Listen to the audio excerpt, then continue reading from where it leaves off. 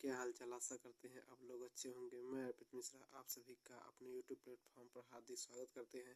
आज हम बात करेंगे डीएलएड क्या होता है, डीएलएड कोर्स कितने वर्ष का होता है, इन सभी के बारे में जानने की कोशिश करेंगे। तो आइए प्रश्न के अकॉर्डिंग मैं जवाब देने का प्रयास करूँगा। देखिए डीएलएड क्या है, डीएलएड क्या होता है, इसके बारे में जानने की कोशिश करेंगे। देखिए डीएलएड एक 2 वर्षीय पाठ्यक्रम होता है। इसे हम डिप्लोमा कोर्स के नाम से भी जानते हैं। डीएलएड करने के लिए कौन कौन सी योग्यताएं होती हैं?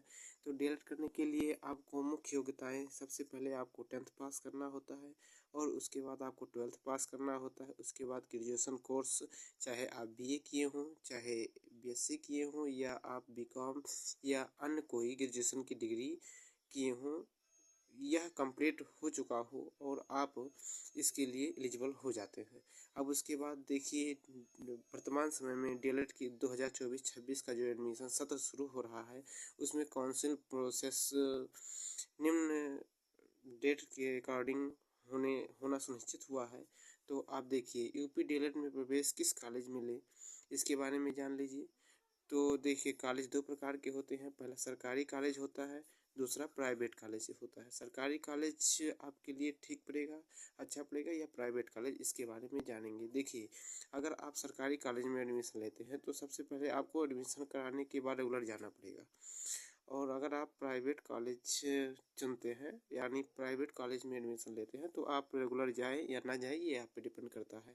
तो अगर कोई व्यक्ति, कोई भी बच्चा है जो जॉब कर रहा है, तो उसके लिए सरकारी कॉलेज एलिजिबल नहीं है। सरकारी कॉलेज उसके लिए अच्छा नहीं होगा, उसके लिए प्राइवेट कॉलेज अच्छा होगा, जिससे वह व्यक्ति अपने कोई भी काम या कोई भी जॉब कर रहा हो, उस जॉब को आसानी से कर सकता है।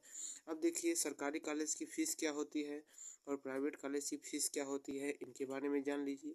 देखिए सरकारी कॉलेज की जो टोटल फ़ीस होती है वह 10,600 रुपये होती है, अर्थात एक वर्ष का जो फीस होता है वो 10,600 रुपया होता है।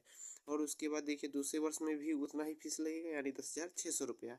अब आप देख लीजिए 10 दूना 20, यानी आपको 21,200 रुपये में आपका साल भर का फीस हो जाएगा। इस और ये देखिए सरकारी कॉलेज जिसे हम डाइट के नाम से जानते हैं, डाइट में एक्स्ट्रा चार्ज नहीं लगता है। अर्थात डाइट जो आपका कॉलेज होता है, इसमें आपका प्रैक्टिकल फ़ीस हो गया, इंटर्नशिप फ़ीस हो गया और एग्जामिनेशन फ़ीस हो गया, इन कोई भी फीस यानी कोई भी चार्ज नहीं लिया जाता। अब देखिए प्राइवेट कॉलेज भैया अपने मन के मालिक होते हैं, वो जितना चाहें उतना पैसा भी ले सकते हैं, लेकिन एक मिनिमम जो फीस होती है वह फीस पहले 10,000 रुपया आपको काउंसलिंग के लिए दिया जाता है, यानी काउंसलिंग के लिए आप देते हैं।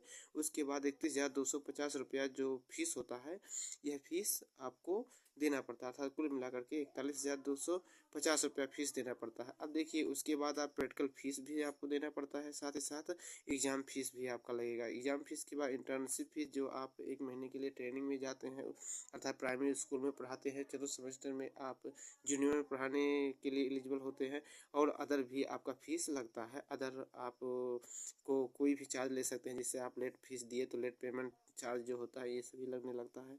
और उसके बाद देखिए सरकारी कॉलेज में सीटों की संख्या क्या होती है, इसके बारे में जान लीजिए।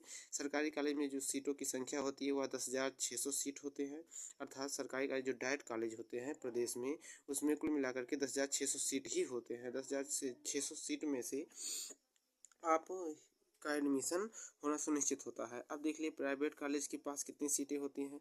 प्राइवेट कॉलेज जो होता है वह कॉलेज 2,34,000 सीट प्राइवेट कॉलेज में भी होती हैं।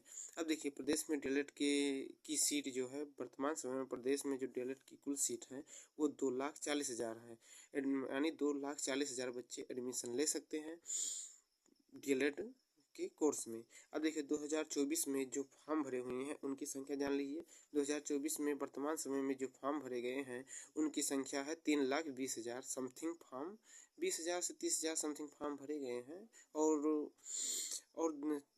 कुल बच्चों की संख्या कितनी है? 2,40,000 बच्चे ही एडमिशन ले सकते हैं।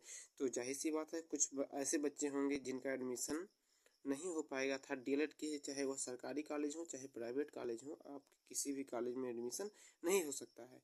तो देखिए अब स्टेट रैंक की बात कर ली जाए।